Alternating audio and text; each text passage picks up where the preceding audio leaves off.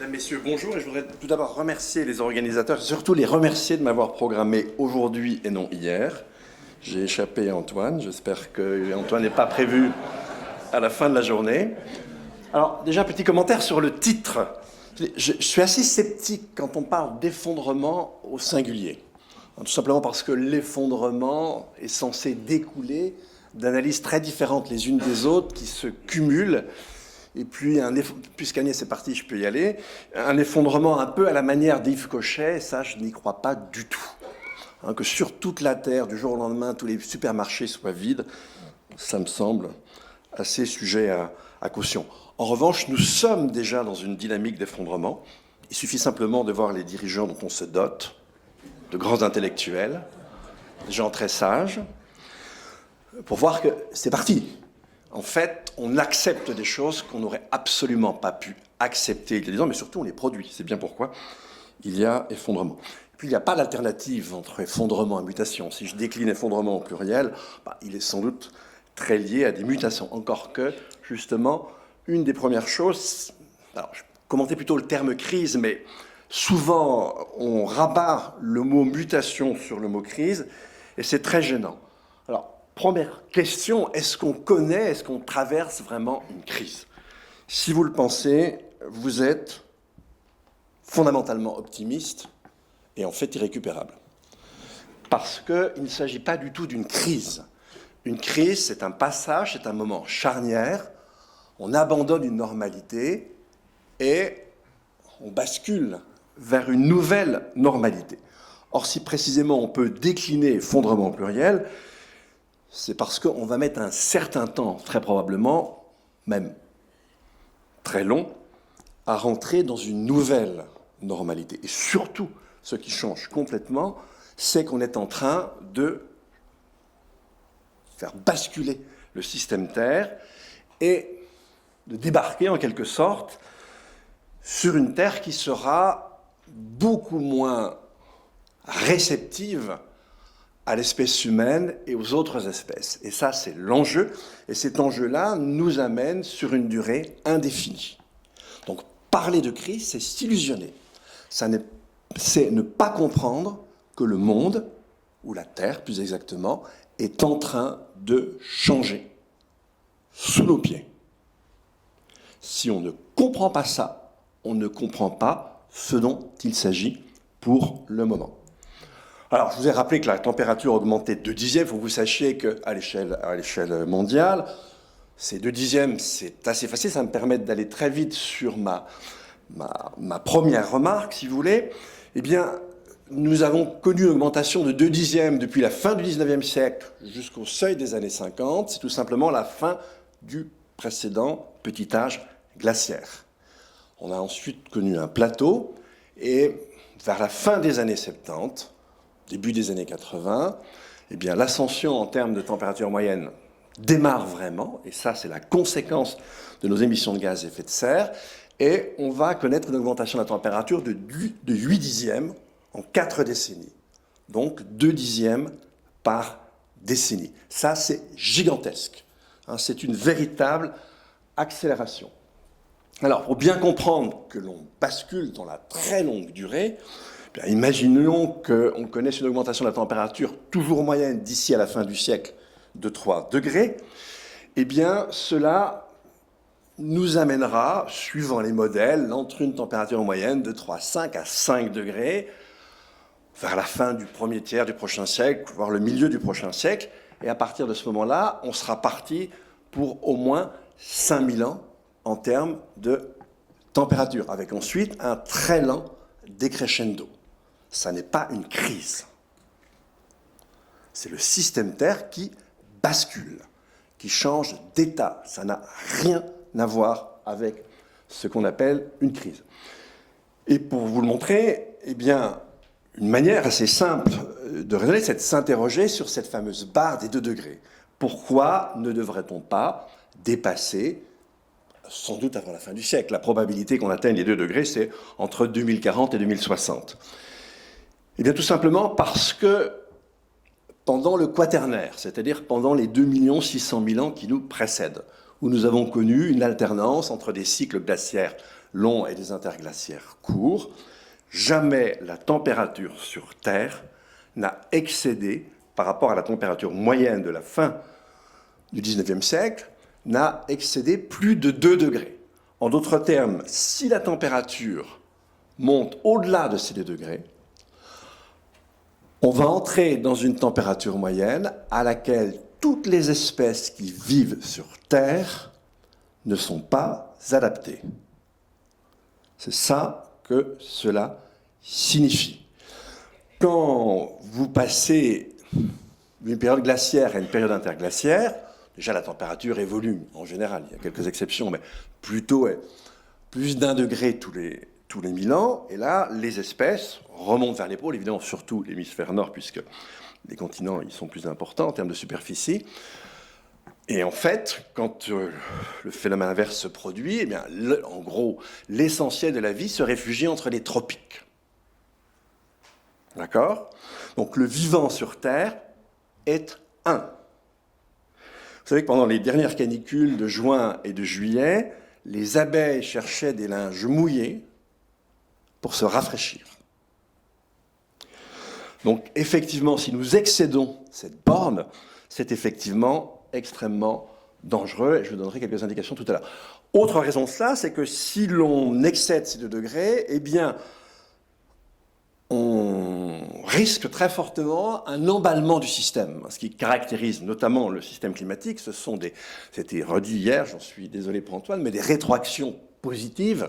C'est-à-dire que, par exemple, quand la calotte estivale de l'Arctique disparaît, eh bien, vous avez une surface en couleur claire qui renvoyait l'énergie dans l'espace, qui disparaît, à laquelle se substitue une surface noire, en tout cas, si vous voulez, qui, elle, aspire la chaleur, c'est la mer, et à partir de ce moment-là, ben, évidemment, plus vous avez de surfaces sombres, eh bien, plus la surface claire fond rapidement, plus elles font rapidement, plus vous avez de surface sombre, plus encore, eh bien, la fonte de la partie claire s'accélère. C'est une sorte, si vous voulez, d'emballement, de spirale qui nous monte vers le haut.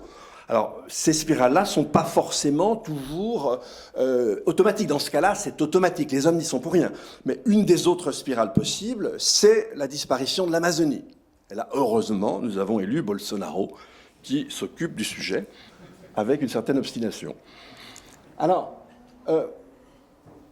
ça, si vous voulez, c'est la première chose qu'il faut bien remarquer. On bascule vers autre chose, et j'y reviendrai. Autre élément qu'il faut bien comprendre dans cette affaire, c'est, par exemple, eh bien, qu'est-ce qui se passerait si la température atteignait, en moyenne, sur cette Terre, 3 degrés 7 dixièmes.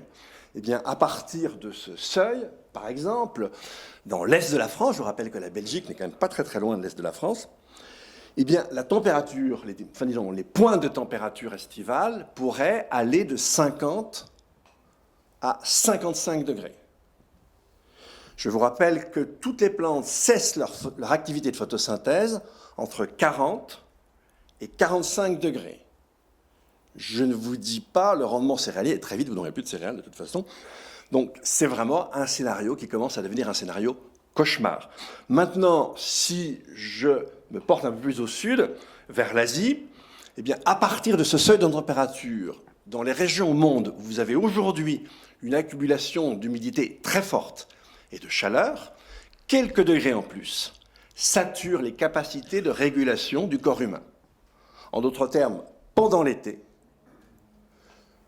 une immense partie de la Terre habitée, celle qui est d'ailleurs démographiquement le plus occupée aujourd'hui, devient inhabitable. Vous n'avez pas une crise, vous avez un véritable basculement. Et effectivement, vous pouvez aussi le constater, mais j'ai dû me tromper dans l'ordre, mais ça ne fait rien, je vais le dérouler autrement. Vous pouvez aussi le constater sur le plan du vivant. Et là, en général, on a parfois tendance à séparer climat et vivant, ce qui est complètement absurde. Le climat, ça n'est jamais que les conditions pour l'épanouissement des espèces. Si pour sauver le climat, comme on le verra tout à l'heure, vous devez exterminer les vivants, c'est d'une intelligence absolue. Le climat n'a aucun sens sans le vivant. Or, le vivant s'effondre autour de nous. Je vous ai donné deux exemples, ces deux études. Une a déjà un peu plus de 2 ans. Elle avait été conduite en Allemagne, dans des régions où on a une agriculture plutôt un peu différente de l'agriculture standard, moins agressive. Et là, par exemple, en été, vous avez jusqu'à 82% de diminution des effectifs de tous les insectes volants, et pas simplement les abeilles. Et puis une autre étude plus récente qu'il y a quelques mois, celle-ci en fait concerne la Terre entière, elle est fondée sur 73 points d'observation pour lesquels on dispose de statistiques depuis au moins le début du siècle. Et là, ça ne concerne plus simplement les insectes volants, mais les insectes toutes catégories confondues. Et en réalité, au jour d'aujourd'hui, ce sont 41% de ces espèces qui connaissent un déclin de leur biomasse de 2,5% par an. En d'autres termes, en quelques décennies, vous n'avez plus d'insectes. Et chaque année, c'est 1% des espèces qui s'ajoutent au score, en quelque sorte, de l'année antérieure. Ce sera bientôt 42, 43, 44, etc. Alors, on peut continuer, je vais aller plus vite, j'ai d'autres choses à vous dire. Alors, en fait, d'une certaine manière, en un certain sens quand même, on peut dire qu'il y a une crise. Mais cette fois-ci, cette crise, elle va concerner nos représentations. Et nous nous représentons aussi bien le climat que la biodiversité. Enfin, en tout cas, nous avons changé très récemment la manière dont nous nous présentons les choses.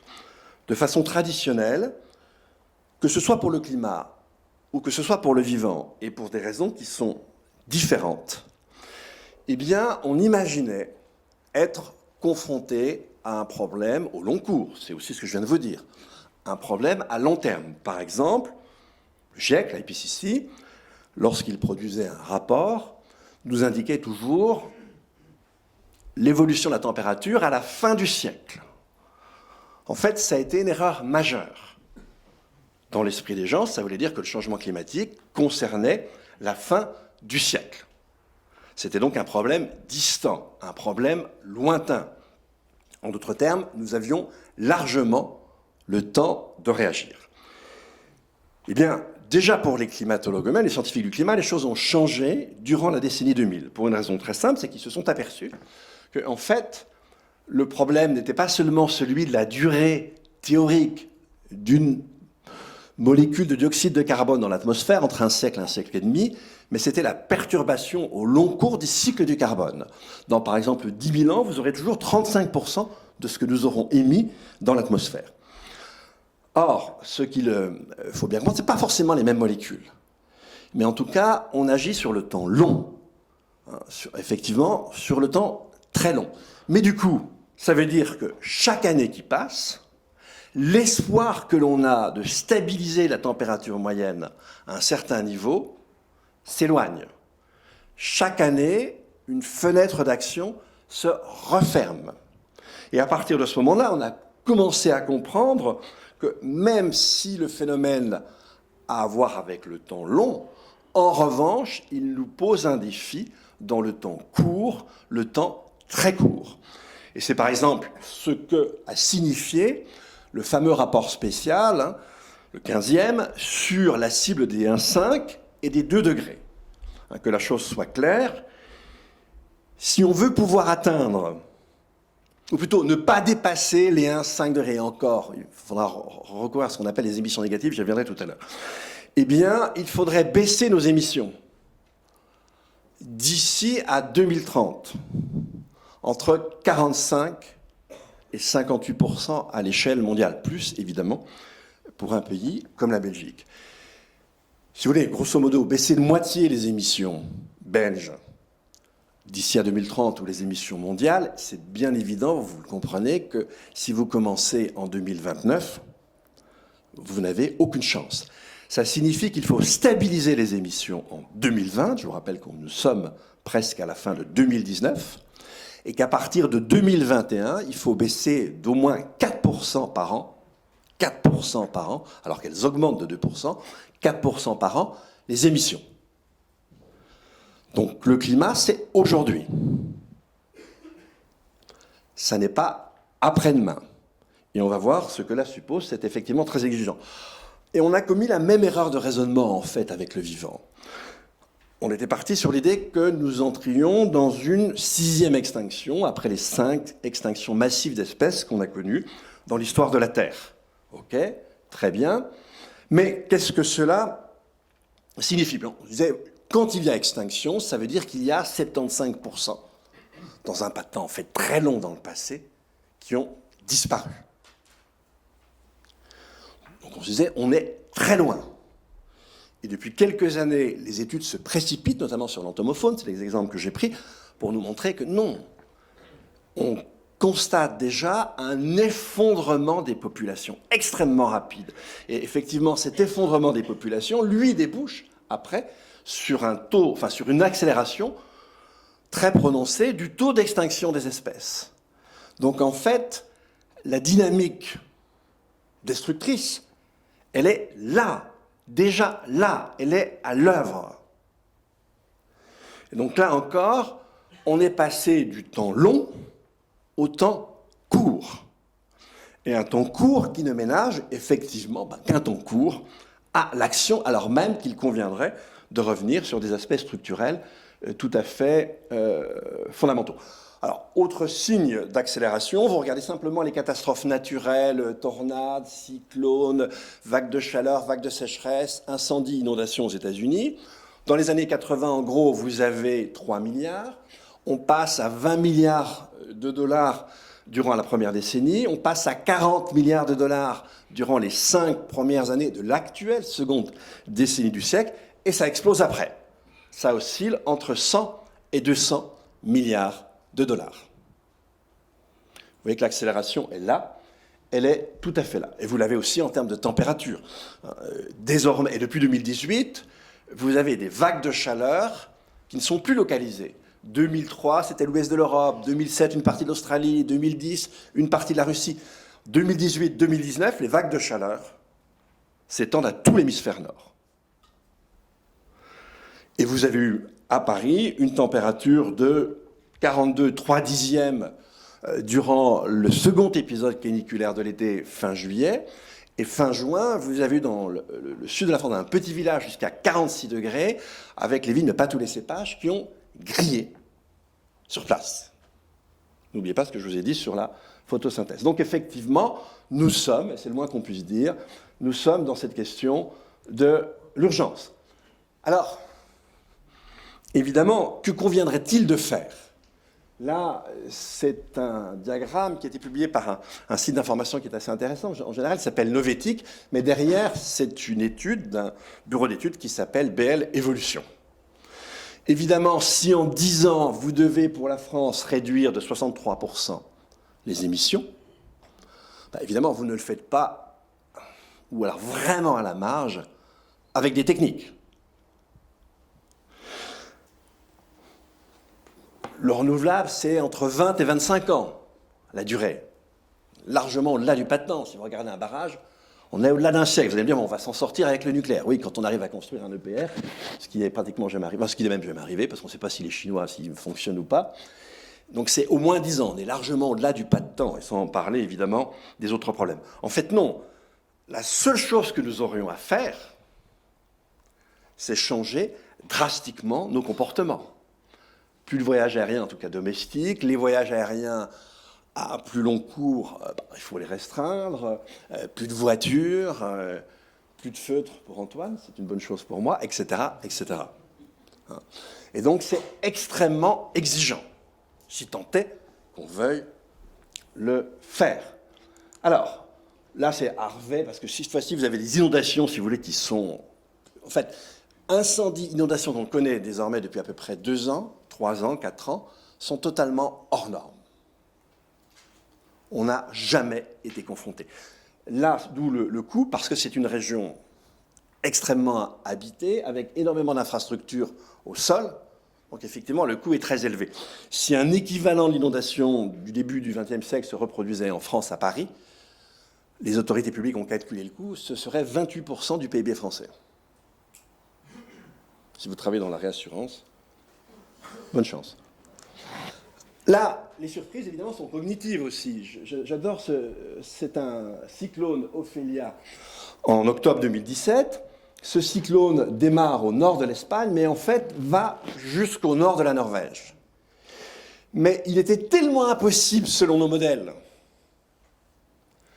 qu'un tel phénomène se produise aussi tôt, que sur les 50 familles de modélisation du climat qui fonctionnent sur Terre, aucune n'était en mesure de fournir la modélisation du phénomène. Elle s'arrête, comme vous le voyez ici, brutalement à une certaine latitude. Là aussi, n'oubliez pas que ce sont nos catégories mentales qui, en un certain sens, sont vraiment dépassées. Alors, si vous discutez dans la rue, on vous dira « le climat a toujours changé ». Certes, c'est vrai. Restons à l'intérieur de l'Holocène, la période, si vous voulez, qui va de la fin du précédent âge glaciaire jusqu'aux années 50, comme vous l'avez vu dans l'exposé d'Agnès hier. Et durant cette période, la température n'a pas en moyenne varié, en moyenne j'insiste, n'a pas varié de plus d'1 degré. Vous avez vu mon diagramme initial, on rentre aujourd'hui dans le 2e degré. Donc, ça va secouer. Et vous le voyez depuis 2 ans. Et on est au tout début. Et évidemment, les conséquences ne sont pas linéaires. Mais restons à l'intérieur de l'Holocène. Oui, certes, le climat a toujours changé. Ça vous a donné la peste antonine, les Romains s'en sont à peu près sortis. Milieu du IIIe siècle, la peste cyprienne, l'Empire a failli disparaître. Il a mis 50 ans à se reconstruire d'une façon différente, beaucoup plus fragile. Arrive ensuite la peste justinienne, VIe siècle. Et là, cette fois-ci, à l'échelle du monde, c'est probablement la moitié de l'humanité qui a passé l'arme à gauche. Le climat, effectivement, a toujours changé. Il ne faut pas oublier la suite. Durant la peste noire, c'est pareil, sur 2 ans, le phénomène va se répandre. Alors c'est déjà, j'ai oublié de vous dire, c'est un refroidissement dans chaque cas. Par exemple, pour la peste noire, eh bien, elle va toucher l'ouest de l'Europe entre 1347 et 1349. Là aussi, en faisant entre 1/3 et la moitié de morts dans la population d'alors. En fait, la peste va toucher des populations qui sont dénutries. Tout simplement parce que le petit âge glaciaire qui est survenu plus tôt commence à être très sensible en Europe et fait baisser toute la productivité primaire. Tout ce qui est, si vous voulez, végétal produit moins, évidemment l'animal suit derrière. Donc quand la peste touche ces populations-là, très fragilisées, eh bien la mortalité est massive. Certes, le climat a toujours changé, mais à chaque fois, pourtant avec une amplitude très lointaine de ce qui nous attend, les dégâts ont été effectivement importants.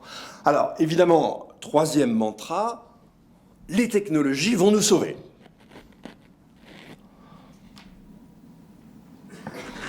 J'ai quelques doutes.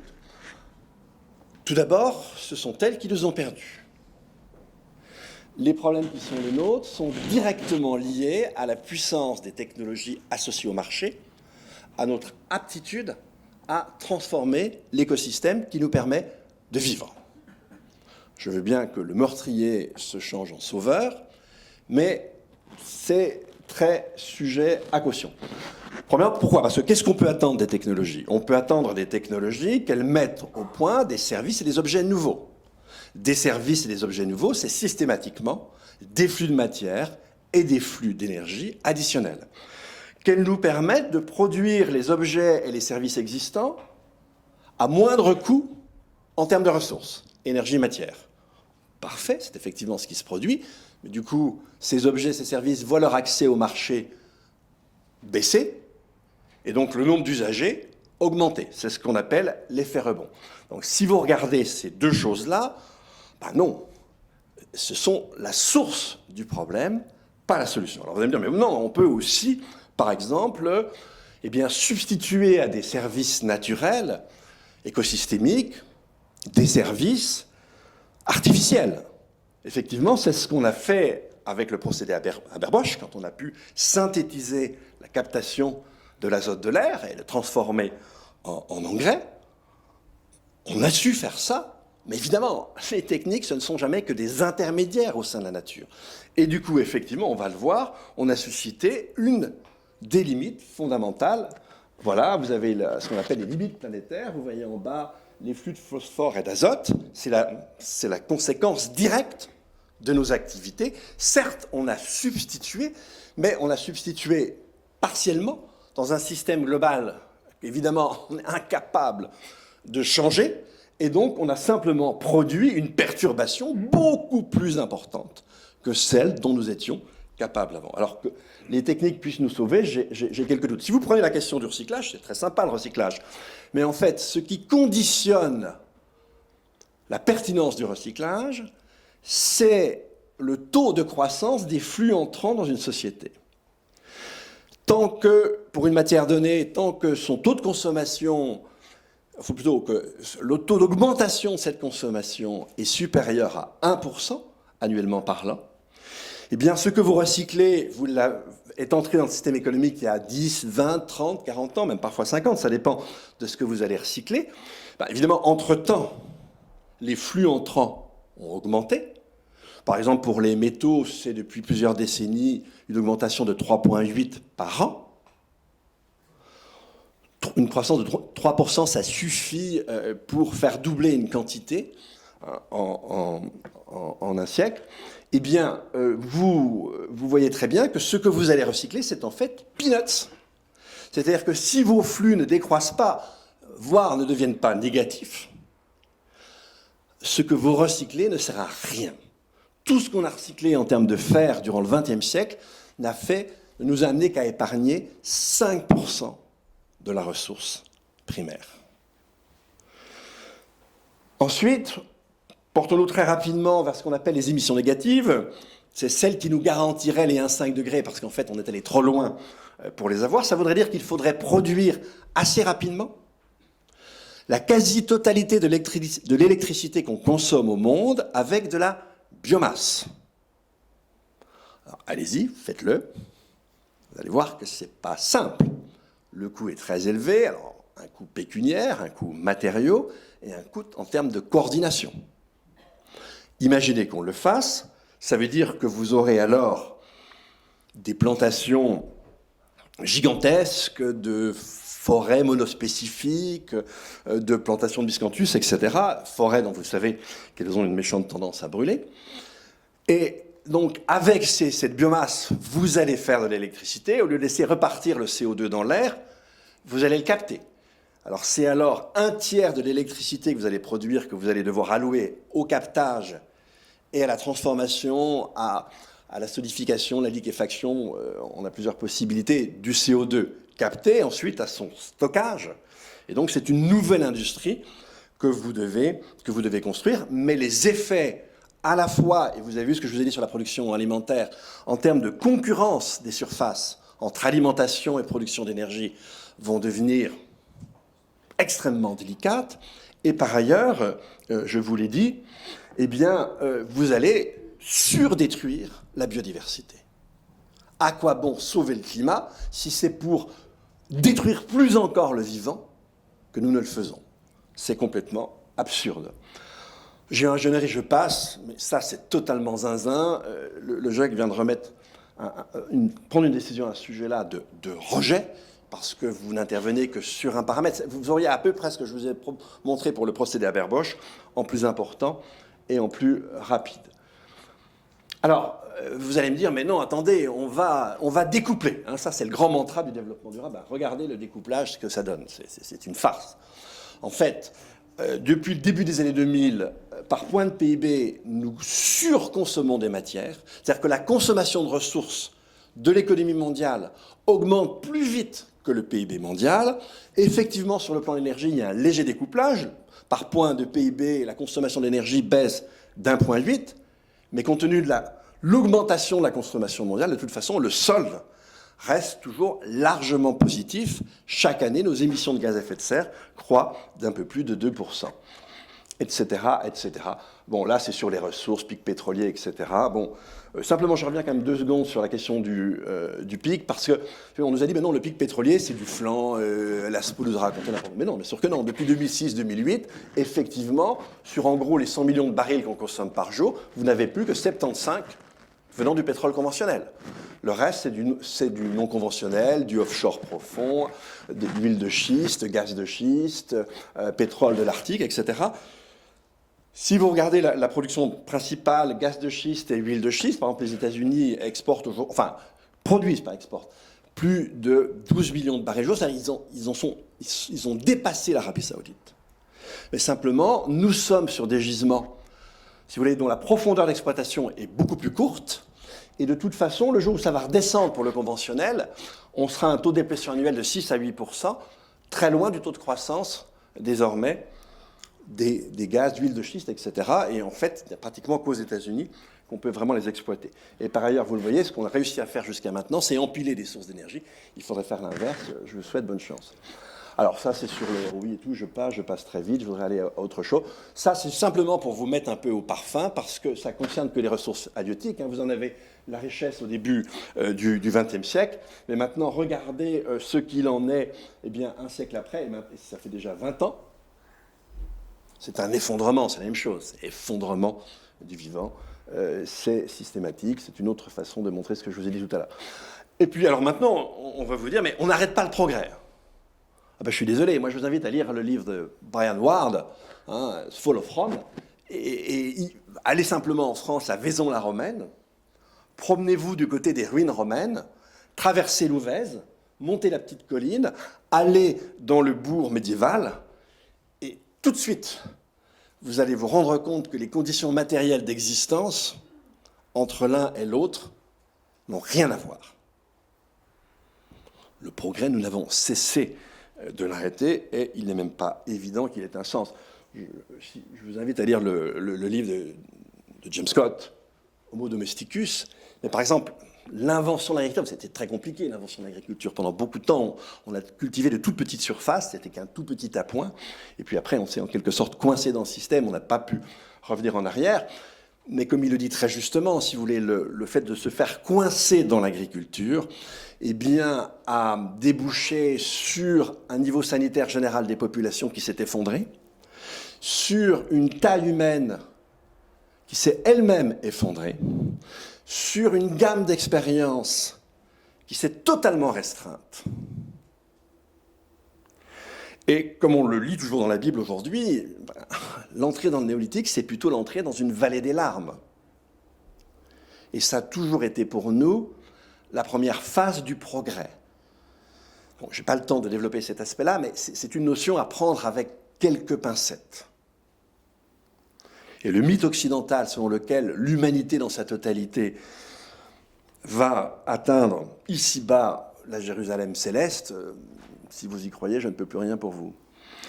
Alors, je n'ai pas le temps de le développer, mais si vous regardez du côté de la diffusion aujourd'hui des algorithmes, à la limite, toute opération qui comporte une part de répétitivité, peut se voir substituer un algorithme. Et la tendance aujourd'hui, c'est précisément, et là on est dans une espèce de rupture par rapport à l'histoire des techniques, où en fait elles ont toujours été liées à une certaine forme d'empowerment, même si on vient de le voir, elles ne pouvaient toucher que quelques individus, et pas forcément la masse. Mais là on n'est plus du tout de ce côté-là. On est dans un développement des techniques par substitution de capacités humaines. Vous savez, ce qui nous menace, ce n'est pas la Jérusalem céleste, mais c'est un Alzheimer global. Et si vous vous souvenez de ce film des studios Pixar, Wall-E, c'est une assez belle illustration de ce qui pourrait, par certains côtés, nous attendre. Alors, que faire? Bon, déjà, pour vous remonter le moral, c'est qu'en fait, si nous étions intelligents, et c'est beaucoup demandé, nous pourrions nous en sortir. Là, c'est un papier qui a analysé une centaine de pays en prenant comme critère, sur le plan des flux matériels, dans notre rapport à la biosphère, un mix entre l'empreinte écologique et les limites planétaires que je vous ai montré très rapidement tout à l'heure. Et donc, sur ces deux diagrammes, le cercle vert un peu plus foncé indique les limites planétaires. Ce qui est bleu renvoie à la satisfaction des besoins sociaux avec une nomenclature que vous avez à droite, qui est une nomenclature ONU. Elle est très critiquable, parce que pour ce qui est le bien-être en premier lieu, c'est calé sur le PIB, c'est une absurdité totale. On sait depuis 40 ans que la corrélation n'existe plus. Alors ça ne veut pas dire que si vous êtes dans l'extrême pauvreté, vous êtes heureux. Ça veut simplement dire que la richesse additionnelle, matériellement parlant, n'augmente plus votre bien-être, mais peut même au contraire le menacer. Eh bien, là, vous avez à gauche les États-Unis. Comme vous le voyez, ils n'arrivent même pas à satisfaire totalement leurs besoins sociaux.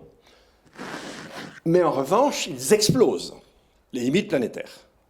Alors, quand on explose les limites planétaires, on peut y aller, il n'y a aucun problème. Il y a d'autant moins de problèmes que ce ne sont pas ceux qui les explosent qui passent à la caisse. C'est en général plutôt la génération suivante, puisque, en fait, de manière générale, quand on est à l'échelle de l'écosystème Terre, si vous voulez, eh bien, le temps de latence entre nos dégradations et les effets sensibles, c'est une génération pratiquement. Et c'est vrai pour le climat. Le climat d'aujourd'hui, c'est les émissions d'il y a 20 ans. Le climat dans 20 ans, d'où la question des émissions négatives tout à l'heure, nous en avons déjà décidé. Alors, regardez à droite, vous avez le Sri Lanka. On a parlé hier de tour du monde, allez-y. Et là, ce qui est intéressant, c'est que les besoins fondamentaux, accès à l'énergie, éducation, etc., sont satisfaits. Et comme vous pouvez le voir, la marge par rapport aux limites planétaires est très grande. Donc si on savait faire la part des choses, on pourrait très bien, en restant dans les limites, maintenir les éléments fondamentaux de notre confort. Mais en revanche, le fait de se vautrer dans la consommation de petits objets va nous conduire à la ruine. C'est vraiment totalement stupide. On peut vivre mieux sans dégrader, enfin sans continuer à dégrader le système Terre.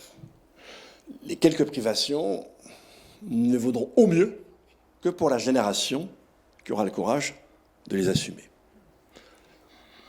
Alors, autre perspective, eh bien, alors je vais devoir aller très vite, parce que si je veux essayer de comprendre pourquoi nous en sommes là, eh bien, sans doute qu'une des raisons, tous les phénomènes sociaux sont toujours polymorphes, mais une des raisons qu'on peut avancer, eh bien, c'est une raison spirituelle, mais tout dépend de ce qu'on entend par là.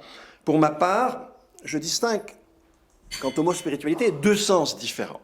Et en fait, chacun de ces sens, j'essaie d'y discerner une fonction sociale universelle. Il n'y a pas de société qui ne soit caractérisée par une certaine façon de se relier aux données. Pour toutes les civilisations traditionnelles, à peu de choses près, et pour ce qu'on appelle les peuples premiers plus encore, le donné est par excellence respectable, sacré, d'une certaine manière. Ce qui a vraiment caractérisé la civilisation moderne, eh bien, c'était d'imaginer que le donné n'avait aucune valeur en soi. Il ne vaut que pour autant que nous sommes capables de le transformer. Et ça va très loin. Dans les années 60, un astrophysicien soviétique, Nikolai Kardashev, s'était amusé à classer les civilisations selon trois types. Alors la nôtre n'atteignait même pas le premier type. Le premier type de civilisation, c'est lorsqu'une civilisation a détruit, a mangé toute la Terre, de la croûte et de ses métaux jusqu'à ceux du noyau et toute l'énergie du noyau. Type 2 de civilisation, c'est quand, après avoir détruit la Terre, on s'en prend au système solaire. Système 3 de civilisation, c'est lorsqu'après avoir détruit le système solaire, un peu comme le petit mouton de Tex Avery, on s'en prend à la galaxie. Et un physicien français, Gabriel Chardin, s'est amusé à faire le calcul suivant. Imaginons une planète analogue à la nôtre, avec une population de bipèdes analogue à nous-mêmes, et on part d'une petite horde, et on affecte le tout d'un taux de croissance de 2% par an. Je vous rappelle qu'à l'échelle mondiale, le taux de croissance de 2%, on ne le connaît que pour les anciens pays industriels, et depuis, grosso modo, 1870. Eh bien là, je ne sais pas pourquoi, je crois en 5000 ans, je crois, avec un tel taux de croissance, on a mangé toutes les ressources terrestres. Et puis, en 10 milliards d'années, on a mangé la galaxie. Donc là, vous voyez bien ce qu'est cette spiritualité. On la prend au pied de la lettre. Le donné n'a aucune valeur. Et ce que doit faire l'humanité, je vais y revenir, c'est de détruire indéfiniment le donné naturel. Le second sens du mot spiritualité, eh bien, c'est que c'est pareil, il n'existe pas de société sans que, au moins de façon souvent dominante, un type de réalisation de soi soit proposé. Si vous êtes, que sais-je, moi, Pater Soroui, réaliser son humanité, c'est habiter la forêt, la connaître, savoir dialoguer avec les esprits, etc. Si vous êtes grec classique du temps d'Aristote, réaliser son humanité, c'est développer en soi la raison par l'exercice des sciences et de la philosophie, pour la raison spéculative, par la participation à la vie de la cité pour la raison pratique, et puis c'est développer sa sensibilité par les arts. C'est magnifique. Si vous êtes chrétien, vous devez en suer ici pour l'au-delà. Si vous êtes bouddhiste, un petit peu différent, mais ça revient à peu près au même. Et puis si vous êtes un moderne, il est clair que vous réalisez, c'est l'idéal type machiste, la bonne petite famille, la grosse voiture, la grosse maison, on consomme, on voyage, on fait le tour du monde, etc. Ça, c'est l'idéal consumériste. C'est une spiritualité en creux, mais au sens que j'ai donné, ça n'est pas moins spirituel. Et ce qui est important, c'est qu'on ne change jamais le sens 1 sans en même temps changer le sens 2.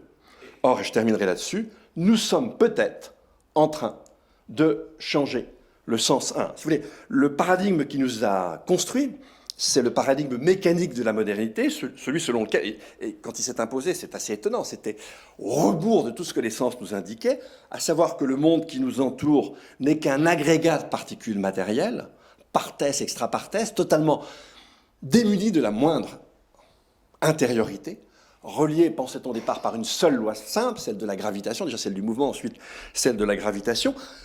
Et ça venait totalement croiser la manière dont on avait fini par interpréter le livre de la Genèse, à partir de Genèse 1, 26, 28. Nous sommes les seuls à avoir été créés à l'image et à la ressemblance de Dieu. Et donc, ce que nous avons à faire, c'est dominer tout ce qui vit. Effectivement, l'idée que l'on s'est faite du progrès, eh bien, le progrès, c'est un arrachement continu à la nature et une substitution indéfinie au capital naturel d'un capital reproductible anthropisé. C'est bel et bien comme ça qu'on a conçu les choses. Et vous avez un premier coin qui est jeté par Darwin, qui remet, j'en ai pour 2 minutes encore, par Darwin, qui replace l'espèce humaine au sein de l'Odyssée des espèces. Alors certes, on reste dans le mécanisme parce que nous sommes un des produits du mécanisme de la sélection naturelle.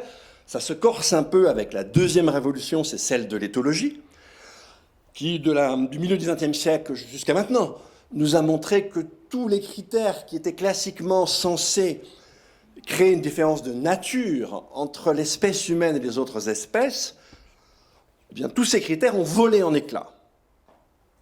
Le vivant communique, manie des outils, etc., peut connaître une certaine forme analogue au sentiment moral, etc., etc. Tous les critères se sont envolés. La différence entre les animaux humains et les autres animaux est une différence de degré et en aucun cas une différence de nature. Et puis vous avez aujourd'hui la révolution de la biologie végétale qui nous montre finalement les végétaux ne sont pas le lumpenprolétariat du vivant. Ils exercent les mêmes grandes fonctions du vivant. Les végétaux sont intelligents, mais vous ne verrez jamais un arbre se planquer pour les requintes. Le mode d'exercice de l'intelligence, le mode d'exercice de la communication, le mode d'exercice de l'adaptation sont évidemment différents. Mais ce sont les mêmes fonctions. Et vous voyez que ceci commence à apparaître dans les sensibilités. Vous avez, j'ai plus le temps de le développer, mais une émergence des droits de la nature partout, y compris au pays de Descartes, avec le préjudice écologique. Un préjudice touchant la nature, ne touchant pas des personnes, ni des biens appropriés. C'est une forme de droit de la nature. Alors, ce n'est pas reconnaître telle rivière, etc., comme sujet de droit, mais on est déjà dans cette dynamique. Regardez la manière avec la rapidité avec laquelle la sensibilité au monde animal s'est développée. la sensibilité au végétal. Écrivez un livre sur les arbres et vous êtes sûr de faire un best-seller si vous êtes un bon écrivain. Vous voyez se développer la sylvothérapie, la permaculture, l'agroécologie, je n'ai pas le temps de développer, l'éco-psychologie, etc. Et même la spiritualité est en train de changer. Je ne ferai pas le sondage, mais si je vous demandais parmi vous ceux qui ont déjà une expérience plus ou moins chamanique, mais ils n'oseront pas le dire, je suis sûr qu'il y en a déjà un certain nombre dans cette salle. Alors le problème, c'est est-ce que ça va aller assez vite et suffisamment universel pour qu'on évite la cascade déjà en cours des effondrements. Et je vous renvoie la réponse. Merci de votre attention.